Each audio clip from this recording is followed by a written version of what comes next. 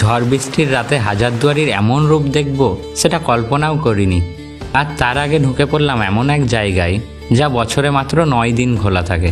গতকাল পৌঁছে গিয়েছিলাম মুর্শিদাবাদের হাজারদুয়ারিতে। সন্ধে নামার সঙ্গে সঙ্গে পুরো এলাকা যেন এক অন্য রূপ নিতে শুরু করলো। আর তারপর ঢুকে পড়লাম নিজামত ইমামবাড়ায়। মহরম মাসে বিশেষ এই কয়েকদিনের জন্যই সাধারণ মানুষের প্রবেশের সুযোগ হয়। সবচেয়ে আকর্ষণীয় বিষয় হলো ভিতরে থাকা পবিত্র মাজার শরীফও দর্শনার্থীদের জন্য খুলে দেওয়া হয়।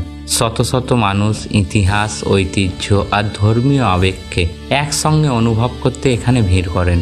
মহরম উপলক্ষে খোলা এই ঐতিহাসিক স্থাপনাটি শুধু ধর্মীয় গুরুত্বই বহন করে না, নবাবী আমলের ঐতিহ্যের এক গুরুত্বপূর্ণ প্রমাণ। ইমামবাড়া থেকে বেরিয়ে সামনের মাঠে জমে উঠেছে উৎসবের মেলা। চারিদিকে মানুষের ভিড়, হাজারদুয়ারির মেমোরি আর গিফট আইটেমের দোকান, আইসক্রিম আর নানা রকমের খাবারের স্টল। পুরো এলাকাটাই যেন উৎসবের শহর। কিন্তু রাতের সবচেয়ে সুন্দর মুহূর্তটা তখনও বাকি ছিল। হঠাৎ করেই শুরু হলো ঝড় আর প্রবল বৃষ্টি। আমরাও আটকে গেলাম হাজারদুয়ারির সামনে। আর ঠিক তখনই চোখের সামনে ফুটে উঠল এক অসাধারণ দৃশ্য।